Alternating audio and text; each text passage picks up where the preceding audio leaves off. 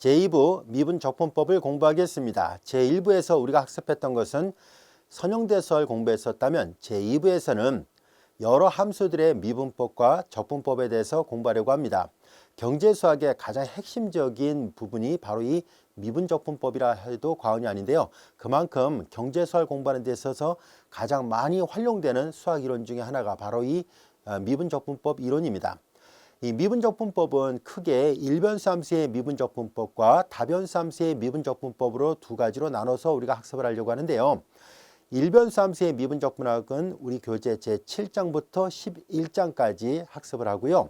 그리고 다변수 함수의 미분적분법은 12장부터 16장까지 이렇게 우리가 학습할 계획으로 있습니다. 자, 이제 일변수 함수, 다변수 함수 이 말의 의미를 좀 더 구별해 볼까요?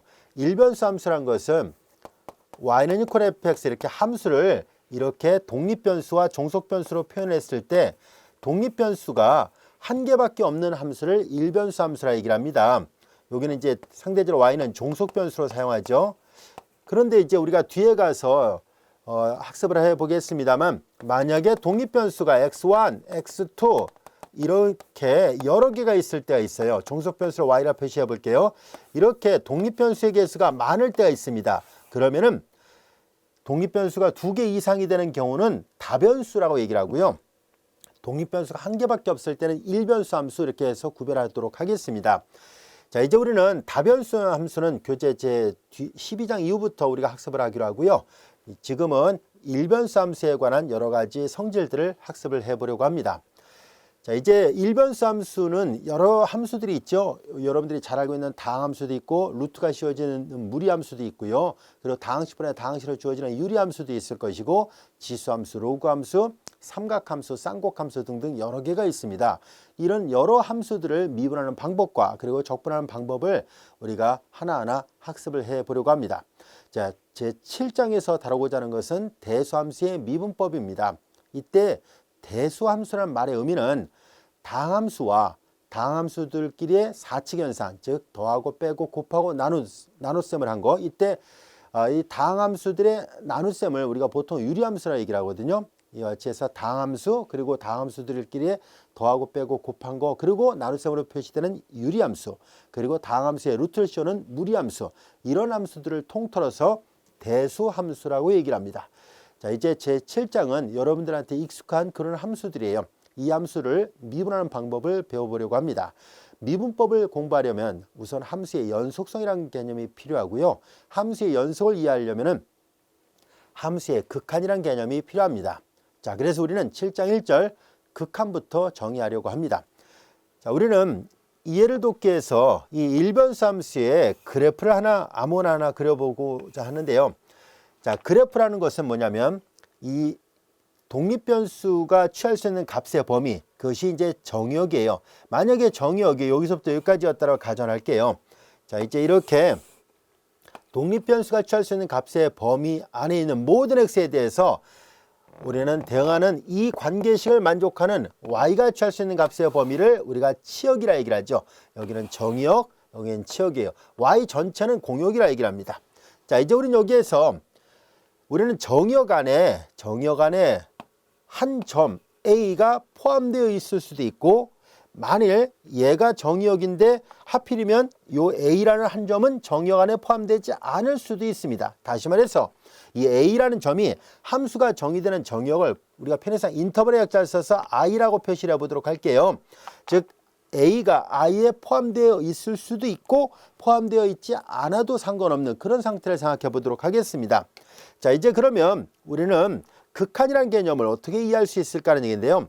우리는 A 근처에 있는 무수히 많은 정의역 안에 있으면서 A 근처에 있는 무수히 많은 x들을 생각해 보려고 합니다. 만약에 x가 여기 있었다면 이거에 대한 함수값은 여기 있겠죠.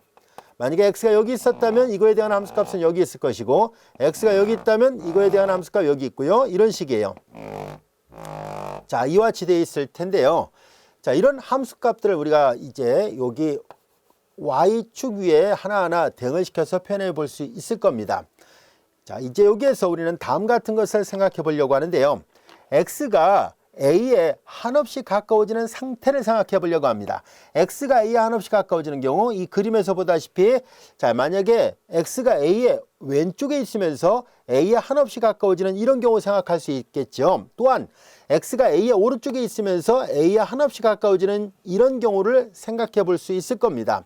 우리는 여기에서 X가 A의 오른쪽에서 접근해 가는 경우, 왼쪽에서 접근해 가는 경우를 구별할 생각인데요. 이제 오른쪽에서 접근해 가는 경우를 요 화살표 의미를 그대로 담아서 이렇게 표현하기로 하는데요. X가 A의 오른쪽에서 옵니다 라는 뜻은 XA 플러스 제로 이렇게 표현하도록 하겠습니다. 자, 그래서 A 플러스 제로니까 A보다 좀 큰 값에서 가까이 온다 라는 뜻으로 사용합니다. 그런데 이 기호는 이제 더 간단하게 이렇게도 사용합니다. X가 A에 이 플러스 제로를 떼어내고 이 플러스를 위쪽에다 위첨자를 써서 좀 더 간결하게 이렇게 표현하고자 합니다. 자, 이것을 이제 A의 오른쪽에서 접근해 간다라는 뜻에서 오른쪽에서 접근하는 극한, 우방극한 또는 그냥 간단하게 우극한이라고 얘기를 하겠습니다. 오른쪽에서 가까워지는 극한이라는 뜻이에요. 자, 이제 그리고 이제 요거는 뭐냐면은 왼쪽에서 가까워지잖아요. 그래서 X가 A 왼쪽에서 온다 해서 A-0 또는 이와 마찬가지로 X가 A의 왼쪽에서 온다 해서 제로를 떼어내고 이 마이너스 부호를 위첨자를 써서 이렇게 좀 더 간결하게 표현해 보도록 하겠습니다. 그래서 이런 표현을 이제 좌방극한 또는 간단하게 줄여서 좌극한이라고 얘기를 하도록 하겠습니다. 자, 이제 우리는 함수의 극한에 관한 정의를 다음과 같이 이 화살표의 의미를 써서 정의하려고 하는데요. 우리는 X가 이제 A에 한없이 가까워질 때 요거일 때요. 그럴 때 fx가 어느 특정한 값, 그걸 L이라 가정하겠습니다. 자, x가 a에 한없이 가까워질 때, 이 그림에서 보다시피 오른쪽에서 오든 왼쪽에서 오든 간에 한없이 가까워질 때, 요 각각의 x값에 대하는 것이 여기 fx이고요. 요 각각의 x값에 대하는 얘네들이 fx가 될 텐데, 어느 일정 값에, 예를 들어서 요 빨간색으로 접근해 가면 대응하는 함수값들도 빨간색으로 이렇게 y축상을 위로 움직이겠죠. 그리고 이 파란색이 이렇게 접근해 가면 그때 대응하는 함수값들도 y축을 따라서 이 파란색 화살표를 따라서 이렇게 접근해 갈 텐데요. 자, 우리는 여기에서 x가 왼쪽에서 오든 오른쪽에서 오든 간에 a에 한없이 가까워질 때 대응하는 fx가 이렇게 가까워질 때 이 값이 L이었다고 가정해 보겠습니다. 어느 특정한 L에 한없이 가까워진다라고 한 거예요. 자, 이렇게 돼 준다면 이제 우리는 뭐라 얘기를 할 것이냐면 함수 fx는 x 이퀄 a에서 극한값 또는 간단하게 극한이라고도 얘기를 합니다. L을 갖는다라고 표현하겠습니다. 자, 이것이 극한에 관한 정의예요. 자, 이제 이런 상태가 됐을 때 fx는 x 이퀄 a에서 극한값 L을 갖는다라고 표현하고요. 간단하게 좀 더 이 기호보다 조금 더 간결하게 LIM은 리미트의 약자를 쓴 거예요. LIMIT에서 수학 고유의 기호를 쓰기 위해서 LIM까지만 써서 표현하고요. X가 A에 한없이 가까워질 때 fx. 자, 여기에서 이렇게 화살표를 써서 표현해도 되는데요. 이 기호를 쓰는 순간에 우리는 등호를 써서 L 이렇게 표현하기로 약속하겠습니다. 자, 이 두 개의 기호는 같은 의미로 사용할 텐데요. 둘 다 혼용해서 사용할 거예요. 그런데 요거보단 주로 요 밑에 있는 기호를 더 많이 사용할 겁니다. 그 이유는 얘는 한없이 가까워지고 있다라고 표현하고 있어요. 그러니까 추상적으로 계속 가까워지고 있다는 것을 암시하고 있지만 근데 다루기 좀 불편하죠. 도대체 어디까지 가까워져야 될까 하는 문제가 생기는데요.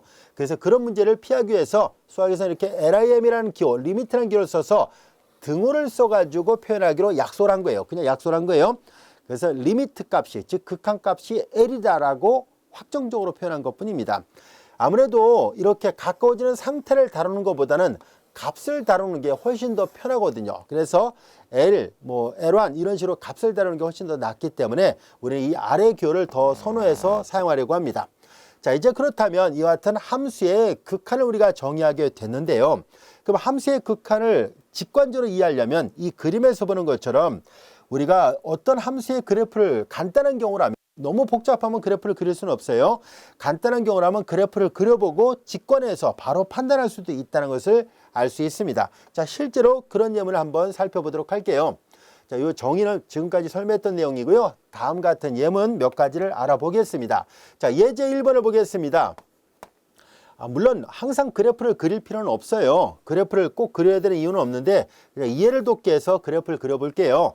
자, 이제 이 함수는 당함수죠. 1차 함수입니다. 기울기가 5고 y절편 5가 되는 직선입니다. 그래서 이런 형태의 그래프예요. 여기가 5예요. 자, 이제 여기에서 x가 1일 때, 자, 이제 1의 왼쪽에서 접근하는 경우와 1의 오른쪽에서 접근하는 경우를 한번 생각해 볼까요? 그러면 요 각각의 점에서 대하는 함수값은 이렇게 오겠죠. 그 다음에 이렇게 오겠죠. 여기까지 1이 여기쯤에 있습니다. 자, 이렇게 접근할 것이고, 그 다음에 이제 1의 오른쪽에서 접근하면 얘를 따라서 이렇게 내려오겠죠. 자, 이걸 좀 더 길게 써서 표시해 볼게요. 자, 이렇게 올 거예요. 그러면 얘가 어느 값에 가까워질까 하는 문제가 생깁니다. 이 fx가 5x 플러스 5잖아요. 그러면 x가 1에 한없이 가까워져요. 왼쪽에서 오든 오른쪽에서 오든 간에 한없이 가까워지면은 얘가 1에 한없이 가까워지면 5 더하기 5, 즉 10에 한없이 가까워지겠네 라는 것을 알 수 있습니다. 그래서 우리는 이렇게 간단한 경우라면 큰 어려움 없이 5x 플러스 5 같은 이런 함수의 극한값이 10에 가까워질 거라는 것을 충분히 알 수 있습니다. 물론 이해를 돕기 위해서 그림을 그린 거고요. 매번 그림을 그릴 필요 없어요. 그냥 직관으로 바로 극한값이 얼마인지를 알 수 있습니다. 자, 이어서 예제 1번에 1번이 이해가 됐다면 2번을 한번 살펴볼게요. 근데 이 함수 fx를 잘 들여다보면은 x-2분의 x의 제곱 마이너스 4로 약속되어 있습니다. 당연히 이렇게 나눗셈으로 정의되어 있다는 얘기는 분모는 0이 아니란 뜻이 내포되어 있습니다. 즉 x는 2가 아닙니다 라는 뜻이에요. 아시겠죠? 이렇게 수학에서 나눗셈을 쓸 때는 암묵적으로 분모는 0이 아니라는 뜻이 항상 포함되어 있습니다.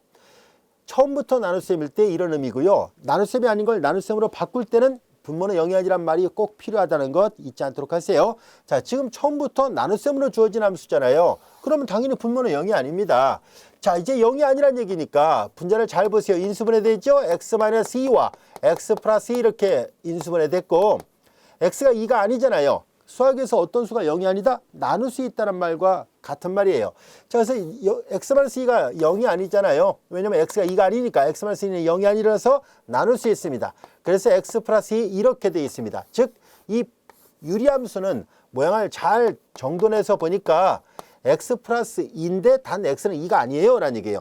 자, 그래서 그림을 그려보면 기울기가 1이고 y절편 2가 되는 직선이었네요. 기울기가 1이고 y절편이 이렇게 되어 있는데요. 그런데 x는 2가 아니에요 라는 얘기예요. 여기 2가 여기쯤 있었다면 요 점은 포함되어 있지 않습니다 라는 뜻이에요. 요런 그래프예요. 요렇게 올라가는데 2에서만 정의가 안 되어 있는 그런 함수예요. 한 점에서만 함수값이 정의되어 있지 않습니다. 자, 이제 이거의 극한을 계산하는데요. 자, 요 말의 의미는 보세요. 한없이 가까워지는 상태를 나타냅니다. 이 극한기호 x가 극한기호 바로 밑에 있는 x가 2에 가까워질 때라는 이 말의 의미는 다음 같은 뜻이 내포되어 있습니다. x는 절대로 a가 아니에요 라는 뜻이에요. x는 절대로 a가 아닙니다 라는 뜻이 내포되어 있어요. 그리고 이 안에 또 다른 뜻이 있어요. 얘와 얘처럼 오른쪽에서 접근해 오는 경우와 왼쪽에서 접근해 오는 경우를 한꺼번에 표현하고 있습니다. 만약에 오른쪽에서만 오는 것을 표현하고자 한다면 이렇게 플러스 기호를 붙여야 돼요. 이 기호를 쓰는 게 아니라 왼쪽에서 접근해 오는 것만 표시하고 싶다면 이렇게 마이너스 기호를 위첨자에다 표시를 해야 돼요. 그런 표현이 없다는 얘기는, 위첨자와 아래첨자가 없다는 얘기는 우극한과 좌극한을 동시에 따지고 있다라는 것을 말해줍니다. 자, 그래서 이렇게 극한이 존재한다는 말은 다시 되짚어서 얘기한다면 바로 우극한 값과 좌극한 값이 같은 경우를 말합니다. 만일 우극한 값이 알파이고 좌극한 값이 베타이면서 알파하고 베타가 서로 다른 값이라면 이럴 때는 극한은 존재하지 않는다라고 얘기를 합니다.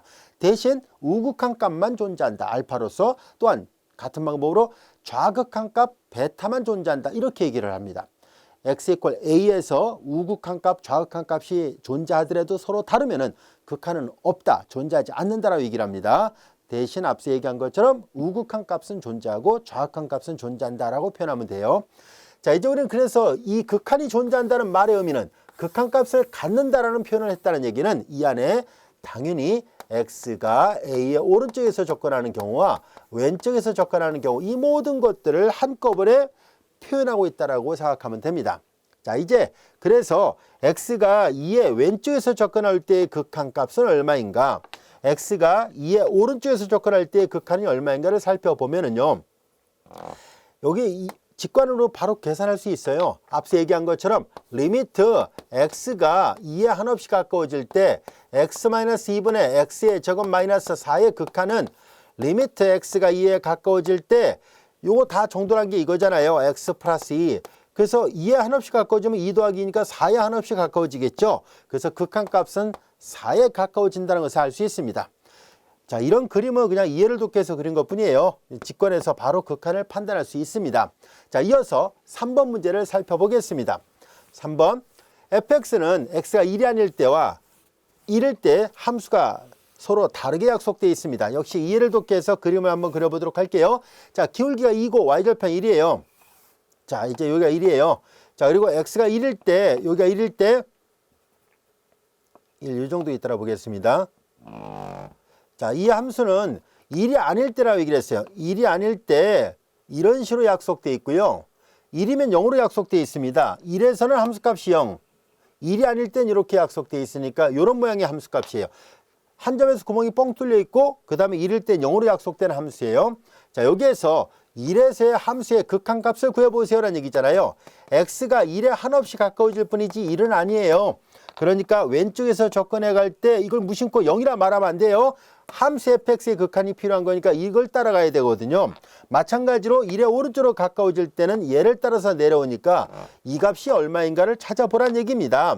자, 이제 1에 한없이 가까워지면 여기다 1이 아닌 상태에서 1에 가까워지잖아요. 1이 아니라고 분명히 얘기를 했었죠. 그 값이 아닙니다라고 얘기를 했었으니까 1이 아닌 상태에서 1에 한없이 가까워진다면 1에 한없이 가까워지면 2 더하기니까 3에 가까워지잖아요. 그래서 이 극한값은 3입니다.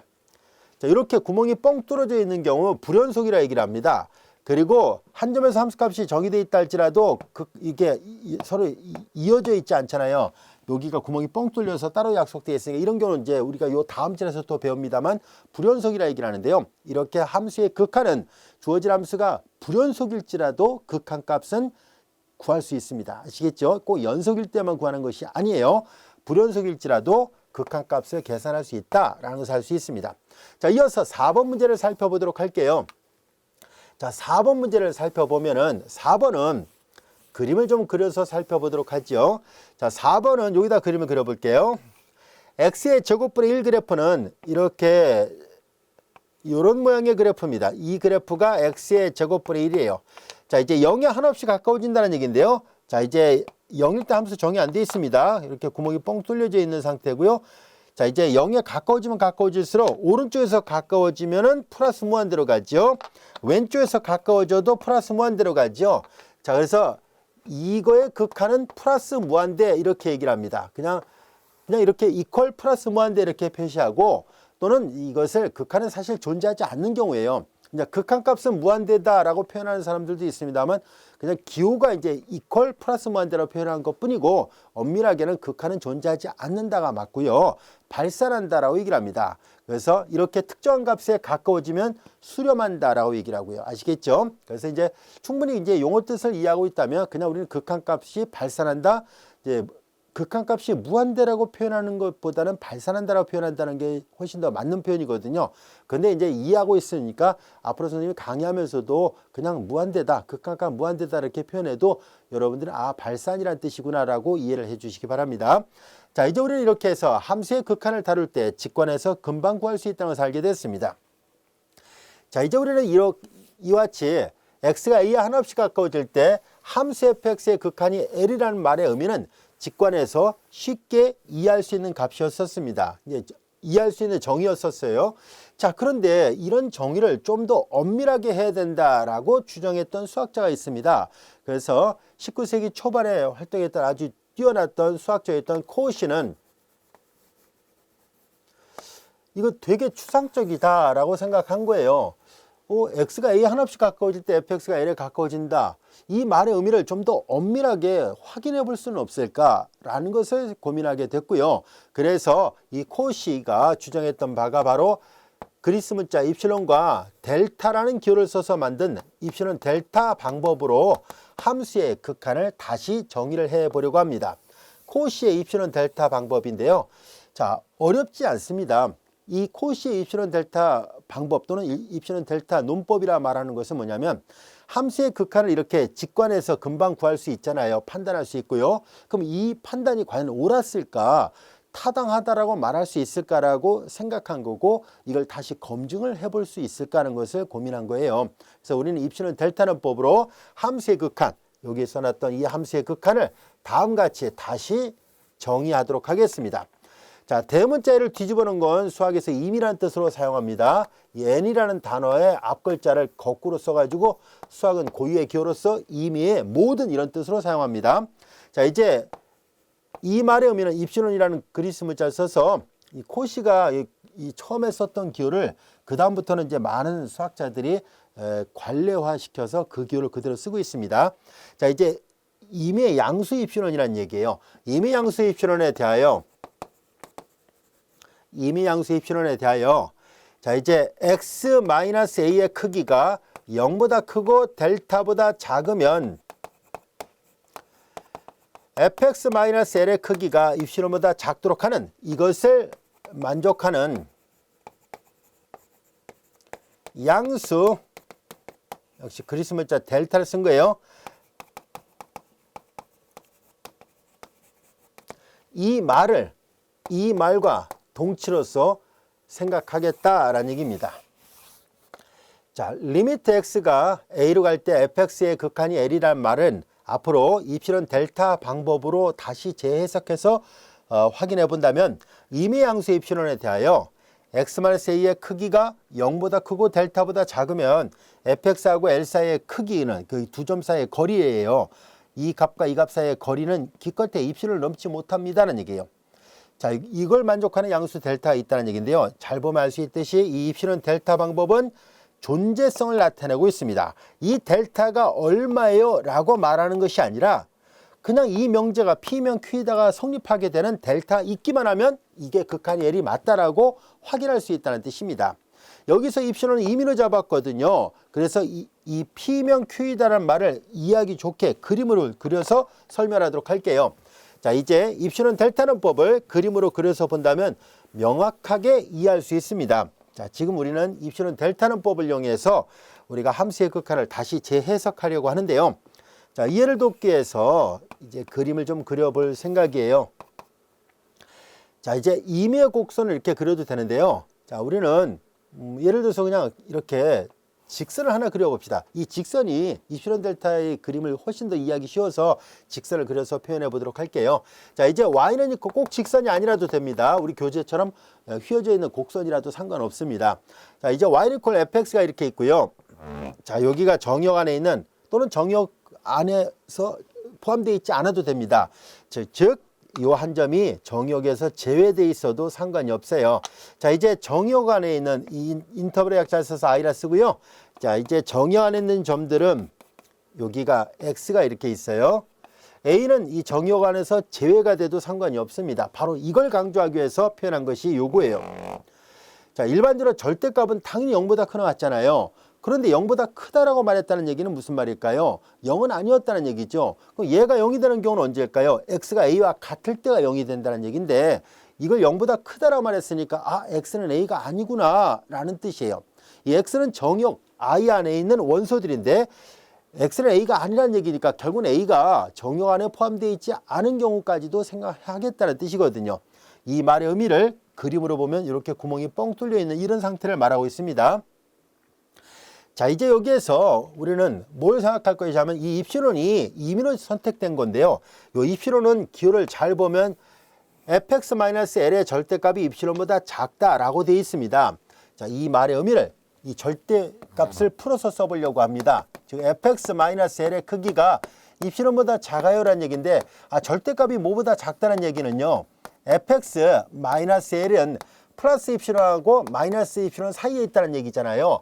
양 부등식의 모든 항에다가 다 L을 더해요. 그럼 L 마이너스 입실론, L을 더했으니까 fx, 여기는 L 플러스 입실론 이렇게 되겠죠. 그래서 L 마이너스 입실론, L 플러스 입실론 이렇게 돼 있어요. 자, 이게 무슨 말인지 한번 살펴볼게요. 자, 이제 여기 어딘가에 L이 이렇게 있었다라고 가정을 하겠습니다. 자, 이제 여기에서 우리는 다음 같은 것을 생각할 거예요. 함수값이 요게 x는 정역 안에 있는, x는 정역 I 인터벌의 약자를 쓴 거예요. 정역 안에 속하는 모든 원소들이에요. 그 모든 함수값들이 다 이 값 사이에 있어야 돼요 라는 뜻이잖아요. L은 이미 저 그림선으로 이렇게 세로축에 L을 표시했잖아요. 자, 입실론은 임의로 선택했다는 얘기니까, 자, 이제 입실론을 이렇게 선택을 했다라고 가정하겠습니다. 자, 이제 요 I는 그 상황에 맞춰서 다시 축소해서 그리든지 할게요. 자, 지금 이제 그림이 너무 크게 그려지는 걸 피하기 위해서 얘를 먼저 그려놓고 구간 I는 거기에 맞춰서 다시 생각해 보겠습니다. 자, 이제 우리는 여기에서 볼까요? 우리는 이제 요 L을 중심으로 해서 입실론, 위아래 터울이 입실론만큼을 잡도록 하겠습니다. 그 요점의 위치는 L-입실론, 요점의 위치는 L 플러스 입실론 이렇게 되겠죠. 자, 이제 그러면 여기가 L-입실론이고요. 여기가 L 플러스 입실론이에요. 여기서 입실론 임의로 잡았으니까 이 폭은 여러분들 마음대로 늘렸다 줄였다 할 수 있습니다. 자, 이렇게 했을 때, 자, P면 Q이다가 성립을 해야 돼요. 만족한다, 성립한다는 얘기잖아요. 자, P면 Q이다는 얘기는 무슨 말일까 하는 얘기인데, 이 구간 안에 있는 모든 X에 대해서 EX 똑같은 X예요. 그 함수값이 요 부등식을 만족한다는 얘기는, 자, 이 구간 안에 있는 모든 X가, 얘가 얘랑 동치니까 동치예요. 그러니까 이 조건을 만족하는 모든 X에 대해서 그 함수값은 이 범위 안에 있어야 돼요. 자, 이 말의 의미는 무슨 말이냐면은, 자, 여기서 얘도 부등식을 풀어볼까요? 얘도 부등식을 풀어서 표시해 본다면은, x-a의 크기가 델타보다 작다라는 말의 의미는 똑같은 거예요. x가 같은 위치로 이거 똑같이 이렇게 계산하면 돼요. a 플러스 델타와 a 마이너스 델타 사이에 있고, x는 a가 아니에요 라는 뜻이에요. x는 a가 아닙니다. 자, 그래서 이렇게 되어 있습니다. 자, 그러니까 여기서 잘 보면 델타가 존재하는가, 델타가 존재하는가 라는 것을 묻고 있습니다. 자, 그래서 여기서 델타는 너무 멀리 잡으면 안 됩니다. 만약에 델타를 너무 멀리 잡게 되면은 이 델타 구간 안에 속하는 x들에 대한 함수값이 이 구간 안에 속하지 않을 수가 있기 때문에 델타는 너무 멀리 잡을 수 없고요. 델타를 잡을 수 있는 최대 범위는 그림을 맞춰서 그려볼까요? 그러니까 일단 델타를 먼저 맞춘 다음에 최대 범위가 어딘지를 살펴볼게요. 델타는 좌우, 이 A를 중심으로 해서 좌우 똑같은 등 간격입니다. 입실론도 위아래 똑같은 등 간격이고요. 자, 그래서 자, 이렇게 되어 있습니다. 이렇게. 자, 이제 요 오른쪽 끝점이 바로 요 오른쪽 끝점이 A 플러스 델타가 되고 왼쪽 끝점이 A 마이너스 델타가 되는데, 자, 여기에서 X는 아무 데나 있어서는 안 됩니다. 자, 아까 이제 함수의 정욕을 처음에 이제 이 I를 그대로 잡아도 돼요. I가 이만큼인데 어차피 X는 이 델타 구간 안에만 있으면 되니까 델타 구간 안에만 표현해 보도록 할게요. 자, 함수의 정욕은 이만큼 있었다 해도 상관없습니다. 자, 이제 이렇게 있었을 때, 자, 이제 우리는 뭘 할 거냐면은 이 X가 물론 요 바깥에 있는 X를 생각하는 게 아닙니다. 여기만 생각할 거예요. 요 델타 구간이라고 불려지는 요 구간 안에 있는 X들에 대해서만 생각합니다. 이 X에 대한 함수값이 바로 fx잖아요. 요 X에, 요 델타 구간 안에 속하는 원소들에 대한 함수값, 이것이 fx입니다. 보다시피 이 fx가 요 구간 안에 있다는 것을 알 수 있습니다. 그 구간 안에 fx가 놓인다는 것을 시각적으로 확인해 볼 수 있습니다. 자, 여기에서 이 델타가 이 그림사로 보면 P면 Q이다를 만족하는 양수 델타가 있나요? 라는 얘기를 입실론을 선택하는 순간에 이 델타가 있다는 것을 충분히 확인할 수 있다는 것을 알 수 있습니다.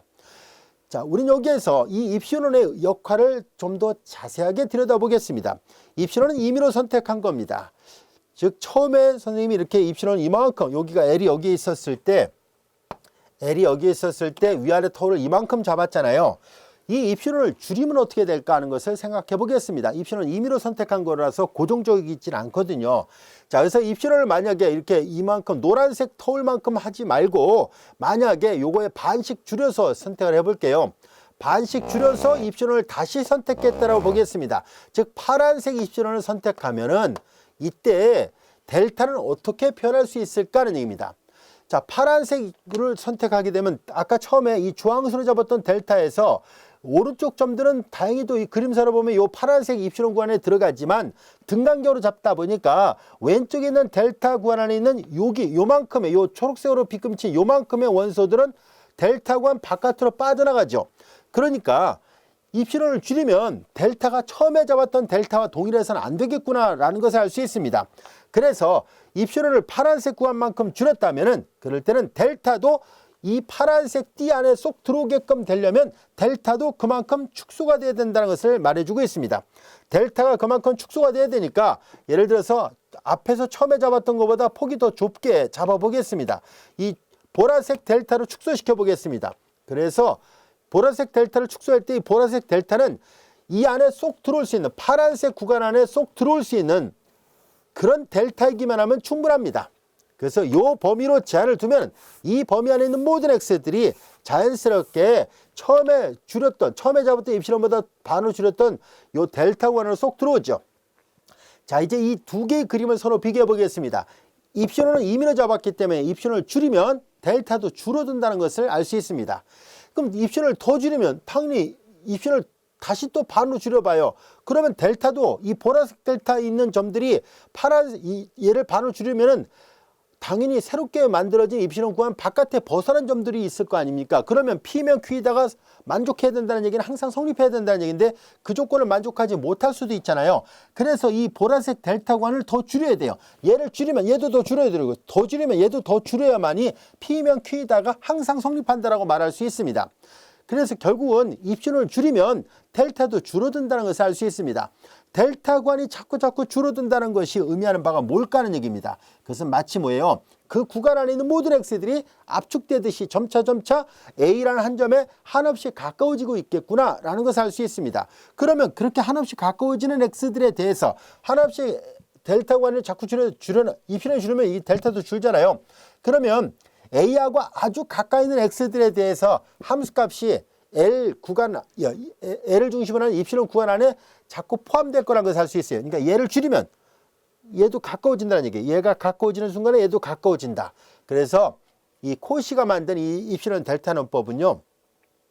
극한이 과연 x가 a였을 때 극한이 l이 맞을까라는 것을 확인하는 과정입니다. 아시겠죠? 즉 극한이 처음에 l이다라고 유추하는 과정이 아니라 우리가 처음에 유추했던 극한이 맞을까 이걸 검증하는 과정이에요. 그래서 과연 우리가 유추했던 이 직관에서 유추했던 극한이 과연 논리적으로 타당하다고 말할 수 있을까? 혹시 우리의 직관이 잘못되거나 착각에 의해서 잘못된 결론이 나온 것이 아닐까? 그것을 확인하기 위해서 입신호 델타 논법을 이용해서 다시 한번 검증을 한 것입니다. 이제 이 그림을 보면 알 수 있듯이 입신호를 줄이면 델타도 줄어들고 결과적으로 입신호는 계속 줄여도 결국은 0보다 크게 만들어야 돼요. 100만 분의 1, 1000만 분의 1 이렇게 줄인다 할지라도 0보다 크니까 약간의 틈이 있을 거 아닙니까? 그렇죠? 간격이 그 간격 안에 쏙 들어오게 되는 델타 구간을 잡을 수 있어요 라는 얘기예요. 아시겠죠? 자, 그런 델타 구간의 존재성이에요. 이 델타는 여러분들이 100명이 다 델타가 다른 값으로 표현돼도 상관없어요.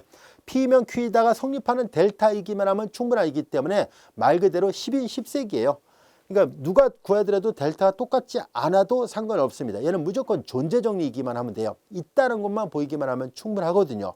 자, 이제 그러면 이런 입신호 델타 논법을 이용해서 다시 한번 이 그림을 지우기 전에 다시 얘기할게요. 입신호를 줄여가면은 요 안에 쏙 들어와야 되기 때문에 델타도 덩달아 줄어야 되고요. 델타가 줄어들었다는 얘기는 결국은 A에 가까워 가고 있다는 것을 말해줍니다. 이 델타 구간 안에 있는 모든 x들이 점차 A에 한없이 가까워지고 있다는 얘기고요.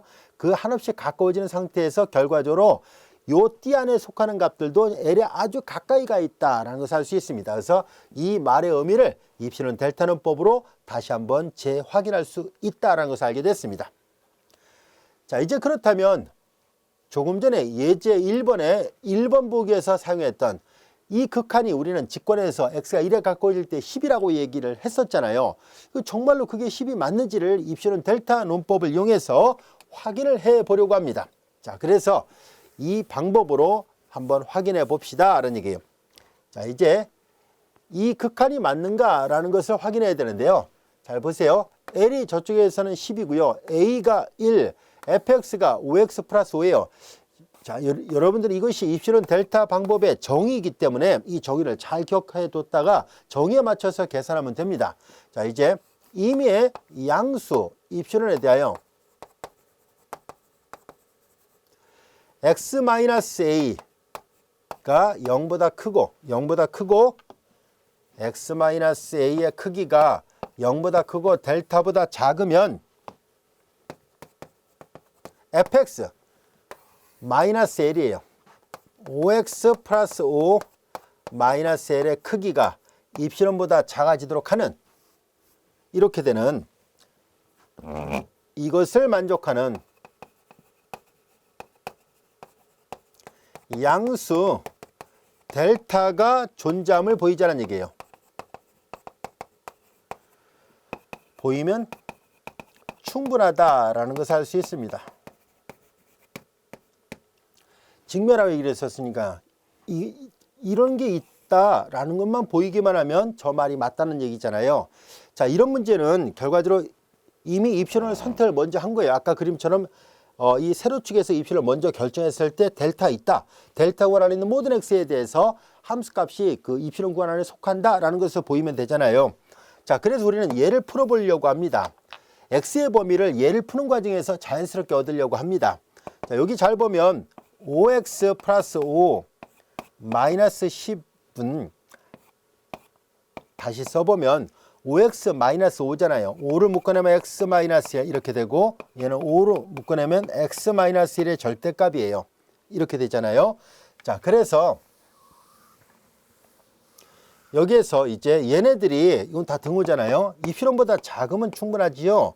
자, 이거 함으로 이걸 잘 보세요. 이 부등식에서 양변을 5로 나눠봐요. x-1의 크기는 5분의 입실론. 자, 그런데 여기 볼까요? x-1의 크기가 도대체 어떤 값보다 작으면 그런 x들에 대해서 얘가 성립할 수 있을까 하는 얘기였는데, 잘 보면 이 델타는 모양이 오른쪽에 있는 이 모양하고 똑같다는 것을 알 수 있어요. 즉 델타는 존재 정리예요. 아무거나 정해도 상관없어요. 그래서 델타를 5분의 입실론으로 선택하면, 즉 이 델타를 5분의 입실론으로 선택하면 과연 이 P면 Q에다가 성립하는지를 한번 확인해 보려고 합니다. x-1의 크기가 5분의 입실론, 즉 델타 역할을 하는 위치에 5분의 입실론을 집어넣은 거예요. 이거이면, 자, 그러면은 자연스럽게 x-1은 마이너스 5분의 입실론을 하고 플러스 5분의 입실론 이렇게 될 것이고, 여기까지가 됐죠. 자, 이제 이와 같이 표시가 됐습니다. 그리고 이제 이 식의 양변에다 5배를 합니다. 여기 5배를 하려고 해요. 그러면 5배 x-1은 입실론, 여기도 마이너스 입실론 이렇게 됐죠. 근데 이것은 곧 뭐예요? 자, 여기 기호 표기하는 것처럼, 자, 이 절대값이 입실론보다 작다는 얘기는 그 값, 절대값 안에 있는 값이 플러스와 마이너스 사이에 있다는 얘기거든요. 그래서 얘를 다시 한번 써보면 5 x-1의 크기가 입실론보다 작다, 이 말이 성립한다는 것을 알 수 있어요. P면 Q에다가 성립합니다는 얘기고, 이 말은 얘랑 같은 말이니까요. 자, 그래서 이것이 성립한다는 것을 확인했었습니다. 그래서 델타를 5분의 입실론으로 선택하면 충분하구나. 양수 델타가 있다는 것만 보이면 돼요. 얼마인지에 관심이 있는 것이 아니라 있어요 라는 뜻이에요. 그러면 5분의 입실론보다 더 작게 잡아도 돼요 라면 상관없습니다. 10분의 입실론, 100분의 입실론, 10,000분의 입실론으로 잡아도 무방합니다. 대신 더 크게 잡으면 안 됩니다. 더 크게 잡으면 이게 벗어나는 값이 있을 수 있으니까 그건 안 되겠죠. 앞서 얘기한 것처럼 이 델타1을 너무 넓게 잡으면 입실론 구간을 벗어나는 점들이 생길 수 있으니까 항상 입실론 구간 안에 속 들어오게끔 최대한 작게 잡아야 돼요. 아시겠죠? 최대한이 아니라 이제 그거보다 작으면 다 돼요. 그러니까 무수히 많습니다. 델타는 더 작게 잡아도 상관없거든요. 그래서 그 델타 구간이 입실론 구간 안에 속 들어오게끔만 잡으면 돼요. 즉 여기가 이만큼이 입실론 구간이었다고 했을 때, 자 이제 여기가 A였으면은요, 이렇게 잡아도 되고 이렇게 잡아도 되고, 역상을 취했을 때 A를 중심으로 좌우 대칭 구간으로 이렇게 델타를 조금씩 넓혀 나간다 할지라도요, 델타가 선택될 수 있는 것은 꽤 많다는 것을 알 수 있습니다. 이 안에 쏙 들어오기만 하면 됩니다. 아시겠죠? 그러니까 델타는 하나만 있는 것이 아니에요. 이 더 작게 잡아도 상관없다는 것을 알 수 있습니다. 무수히 많습니다. 그런데 이걸 이렇게 요 입실론 구간을 벗어나게끔 델타를 잡으면 안 돼요. 이렇게 되면 얘는 벗어나 버리니까 문제 뜻을 만족을 못하죠. 그래서 델타는 무수히 많지만 이 델타 구간 안에 있는 모든 x에 대해서 함수값이 입실론 구간 안에 포함될 수 있도록 선택을 해야 된다는 걸 잘 이해를 해두세요. 자, 그래서 우리는 이렇게 놓으면 충분하구나 하는 것을 알 수 있고요. 자, 여기서 등으로 놓은 거는 그냥 가장 알기 쉽게 어떤 게 있기만 하면 되니까 그냥 하나를 선택한 것 뿐입니다. 얘보다 더 작게 잡아도 상관은 없습니다. 아시겠죠? 5분의 입실론보다 훨씬 더 작은 그런 델타를 취해도 전혀 상관이 없습니다. 그래서 작거나 같다로 놔도 되고요. 그냥 알기 쉽게 등으로 놔도 되고 또는 그냥 부등으로 놔도 되고 전혀 상관이 없습니다. 자, 이제 우리는 입실론 델타 논법까지 우리가 학습을 했었는데요. 다음 같은 정리를 한번 살펴보려고 합니다. 이 정리는 여러분들이 쉽게 이해할 수 있는 정리들이에요. 즉 fx의 극한이 L1이고 gx의 극한이 L2라 했을 때 합에 관한 극한은 각각의 극한의 합이고 곱에 관한 극한은 각각의 극한의 곱, 나눗셈에 관한 극한은 각각의 극한의 나눗셈과 같다는 것 이미 여러분들이 잘 알고 있는 내용일 겁니다. 자, 이제 우리는 여기에서 이 2번하고 3번은 증명 자체가 되게 복잡하고 어렵습니다. 보통 이제 수학과에서 학교 시험 문제에서 증명을 하라고 많이 나오고 있는 편에 속할 정도로 난이도가 높은데요. 상대적으로 1번은 난이도가 쉬워요. 우리 모두 다 쉽게 이해할 수 있는 거라서 1번 하나만, 우리 교재에서도 저자분이 1번 하나만 증명했는데요. 2번하고 3번은 난이도가 높기 때문입니다. 혹시 2번하고 3번에 대해서 나는 증명을 좀 해보고 싶다라고 하는 학생들은 20개월 학생들을 위한 미분적 분학 교재를 보면 증명이 다 나와 있습니다. 한번 참고를 해보시기 바라고요. 우리 1번만 입실론 델타 논법을 이용해서 증명을 해보도록 하겠습니다. 자, 이제 우리는 이거의 극한이 L1이고 이거의 극한이 L2였을 때 합에 관한 극한은 L1 더하기 L2가 되는가 하는 것을 살펴보려고 하는데요. 자, 이제 한번 볼게요. 리미트 1번만 증명하려고 합니다. x가 a에 한없이 가까워질 때 함수 fx의 극한이 L1이므로 자, 이제 임의의 양수 입실론에 대하여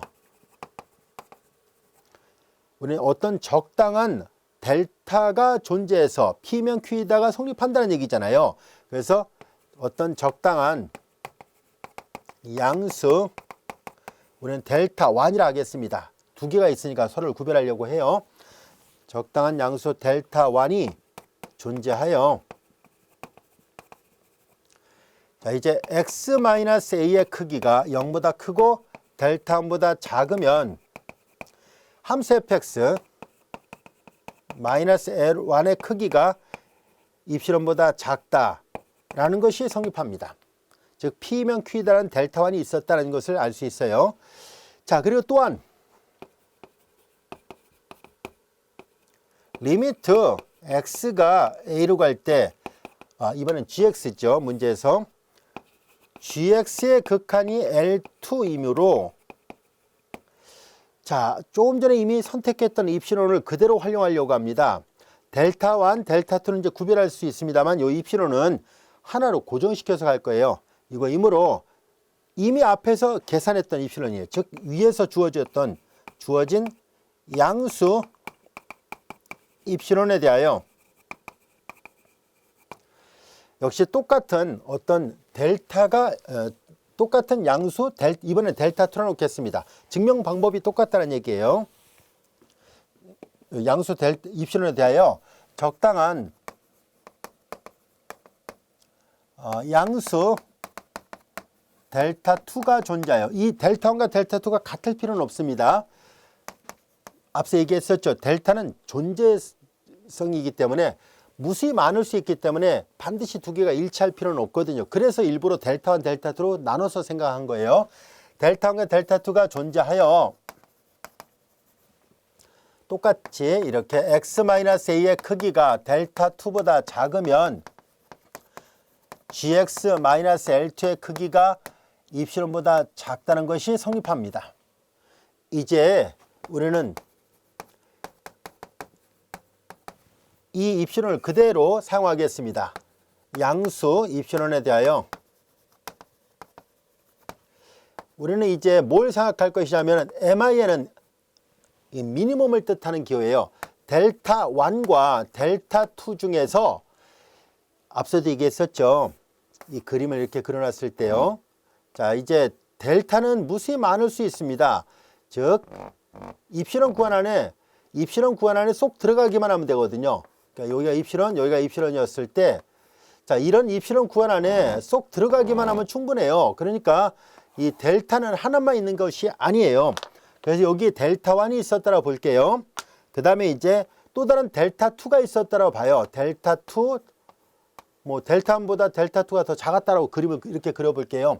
자, 그러면 이제 우리는 이 델타 1과 델타 2가 이걸 만족해요. 근데 이거는 fx하고 L1 사이의 거리가 입실론보다 작은 거고, 얘는 gx하고 L2 사이의 거리가 입실론보다 작은 거를 말하고 있습니다.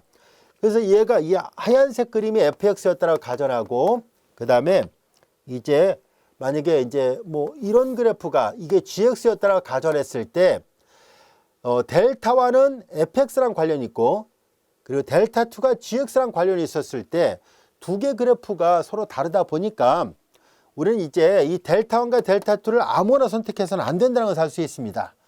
P면 Q이다가 항상 성립할 수 있도록 하려면 이 범위를 벗어나면 안 된다고 했었잖아요. 입실론 구간을 벗어나는 점이 있어서는 안 돼요. 그래서 가급적이면 선택을 해야 될 때 작은 쪽을 선택을 해야만이 확실하게 그 안에 쏙 들어간다라고 말할 수 있죠. 입실론 구간 안에 쏙 들어가게끔 하려고 합니다. 그래서 이렇게 미니멈을 선택하려고 합니다. 그것을 우리가 델타라 넣어보려고 합니다.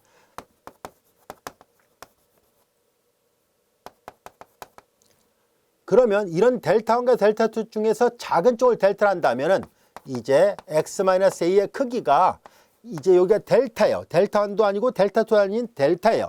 물론 델타 1이 델타 2보다 더 작으면 이게 델타가 델타 1이 될 것이고, 반대인 경우는 얘가 델타 2 역할을 하겠지만 아무튼 둘 중에 큰 게 아닌 작은 쪽을 선택했다라는 것을 말해주고 있습니다.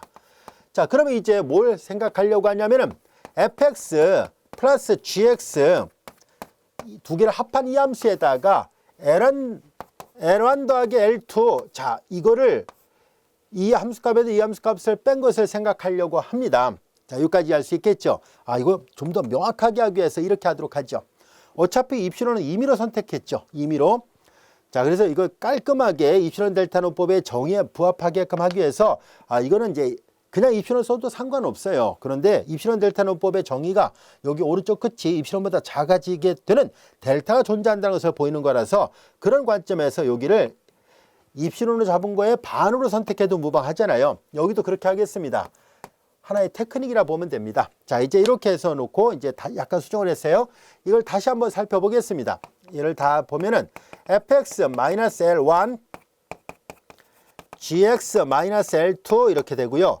삼각 부등식으로부터 자, 이제 a 더하기 b의 절대값은 a의 절대값 더하기 b의 절대값을 넘지 못합니다. 이렇게 돼요. 그래서 이렇게 다시 쓸 수 있어요. 삼각 부등식이라는 성질을 쓴 거예요. 자, 이제 그런데 여기에서 fx-l의 크기는, 자, 이제 요 기호는 앞에 우리 교재에서는 이거랑 이거를 구별하고 있습니다만 우리 그냥 혼용해서 특별한 의미가 없다, 특별한 말이 없다면 그냥 혼용해서 그냥 사용하도록 하겠습니다. 이렇게 한 줄만 가서 표현하도록 할게요.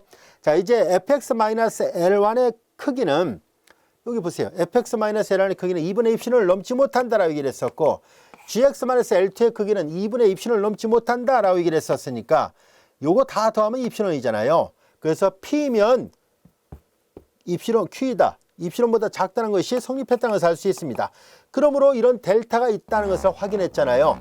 그래서 이 극한이 맞다라는 결론을 내릴 수 있습니다. 여기 한 줄 더 쓰면 됩니다. 그건 생략할게요. 자, 여기 2분의 입실론으로 줄여놨던 이유는 깔끔하게 최종 결과가 입실론보다 작아지게끔 하기 위한 트릭입니다. 그러니까 트릭이라기보다는 한 테크닉이에요. 테크닉. 이런 건 이제 입실론 델타노법을 하다 보면 모양이 잘 이제 이쁘게 나오게 하기 위해서 잘 다듬어야 될 필요가 있어요. 그래서 여기를 입실론에 대해서 자꾸 줄일 수 있다고 얘기를 했었으니까 2분의 입실론을 선택해도 상관이 없거든요. 여기 충분히 이해할 수 있겠죠. 이 아이디어는 크게 확대해도 돼요. n개로도 확대해도 되고 3개로도 확대가 돼요. f, g, h가 있어요. 3개 함수. L1, L2, L3일 때 그때 똑같이 3분의 입실론, 3분의 입실론, 3분의 입실론에서 다 더해서 삼각분해식을 쓰면 역시 3분의 입실론을 3번 더하면 입실론이 되니까 이 실론보다 작다. 그래서 합이 어떻게 주어지든 간에 각각의 극한이 존재한다면 합에 관한 극한은 각각의 극한의 합과 같다는 것을 확인할 수 있습니다. 자, 1번 이렇게 합에 관한 극한이 각각의 극한의 합과 같다는 것도 이렇게 보다시피 증명 과정이 좀 길지요. 근데 2번하고 3번은 훨씬 더 깁니다. 그래서 이제 우리는 이건 생략하기로 하죠. 아마 보통 이제 요거는 이제 학교에서 담당 교수님들이 과제물로 아마 내줄 수도 있습니다. 그럼 이제 많은 미분적분학 교과 과정의 책에 다 있으니까요. 한번 읽어보면은 어렵지 않게, 대신 이거보다는 복잡합니다. 이해할 수 있을 겁니다. 자, 이제 우리는 이렇게 이 정리를 비록 하나만 증명했었습니다만 앞으로도 자주 사용하는 증명이니까 결과를 꼭 기억해 두도록 하지요. 자, 근데 이 정리는 항상 여러분들이 사용할 때 주의할 점이 있습니다. 뭐냐면은 각각의 극한이 존재한다는 가정하에서만 사용할 수 있다는 사실입니다. 만약에 둘 중에 어느 한 극한이라도 존재하지 않으면 얘를 사용할 수 없습니다. 각각의 극한이 존재할 때 합에 관한 극한은 각각의 극한의 합이 된다는 것 이해할 수 있겠죠? 잘 이해를 해두세요. 자, 이어서 우리는 우극한과 좌극한인데요. 이건 앞에서도 설명했었죠. 아까 처음에 우리가 도입을 할 때 우극한, 좌극한이라는 것을 언급을 했었는데 우극한은 이렇게 위첨자다. 여기 화면에서는 잘 안 보일 수도 있는데요. 교재를 참고해 주세요. 자, 우극한은 A 위첨자에 플러스, 좌극한은 A 위첨자에 마이너스를 붙여서 표현하는데요. 이렇게 우극한과 좌극한이 각각 존재할 때는 이렇게 표현하기로 하고요. 우방극한, 간단하게 우극한, 좌방극한은 간단하게 좌극한이라고 얘기를 하겠습니다. 자, 그리고 우극한과 좌극한이 같을 때만 극한이 존재한다라고 정의를 합니다. 아시겠죠? 그러니까 이 극한이 존재한다는 말의 의미는 리미트 x가 a로 갈 때 fx의 극한이 l이다라는 말의 의미는 다음 같은 뜻이 내포되어 있습니다. 리미트 x가 a의 오른쪽으로 접근해 갈 때 극한도 l이고 콤마는 and의 뜻이에요. 동시에 성립한다는 뜻이에요. 그리고 x가 a에 가까워질 때, a의 왼쪽에서 가까워질 때 fx의 극한도 l이다. 자, 이제 이거이다. 두 개를 동시에 다 만족한다는 뜻이에요. 이제 여기 플러스와 마이너스 부를 쓰지 않은 상태에서 극한이 존재한다는 말의 의미는 우극한도 l이고 좌극한도 l이다라는 것을 말해줍니다.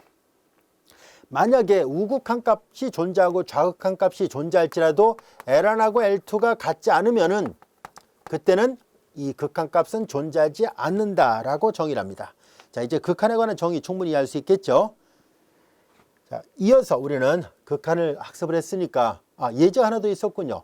이거는 이제 우극한과 좌극한이 과연 다를 때 어떻게 결론을 내릴 수 있을까 하는 것을 설명한 거예요. 조금 전에 얘기했던 거예요. 우극한 값이 존재하고 좌극한 값이 존재한다 할지라도 원점에서의 극한은 존재한다는 말할 수 없다는 것을 보이려고 합니다. 자, 이해를 돕기 위해서 이거는 다음 같은 의미예요. x가 0이 아닐 때 정의되어 있어요. 이 x가 0이면 불능이 되니까 당연히 정의 안 돼 있죠. 0이 아니라면 양수이거나 음수이거나 둘 중 하나입니다. 그래서 x가 0보다 크면은 x가 0보다 크면 x의 절대값은 x와 같아요. 약분하니까 1이고요. x가 0보다 작으면 이건 마이너스 x거든요. 약분하면 마이너스 1이에요. 따라서 x의 절대값분 x를 그림을 그려서 표현한다면 굳이 뭐 그림을 그릴 필요는 없습니다만 이해를 돕기 위해서 그림을 그려본다면 x가 0보다 작을 때는 마이너스 1, x가 0보다 클 때는 플러스 1이고 0일 때는 정의가 안 되어 있습니다. 자, 이 그림을 잘 보면 알 수 있듯이 0의 오른쪽으로 접근할 때는 파란색을 따라가니까 1에 가까워지고요. 0의 왼쪽에서 접근해 갈 때는 얘를 따라가니까 마이너스 1이라는 것을 알 수 있습니다. 그래서 우극한은 1이에요. 좌극한은 마이너스 1이고 우극한과 좌극한이 각각 존재는 할지라도 1과 마이너스 1이 같을 리가 없잖아요. 그래서 이 함수는 원점에서 극한이 존재하지 않는다라는 것을 알 수 있습니다. 조금 전에 설명했던 것처럼 우극한과 좌극한이 같을 때만 극한이 존재한다라고 약속을 한다는 걸 잊지 않도록 하세요.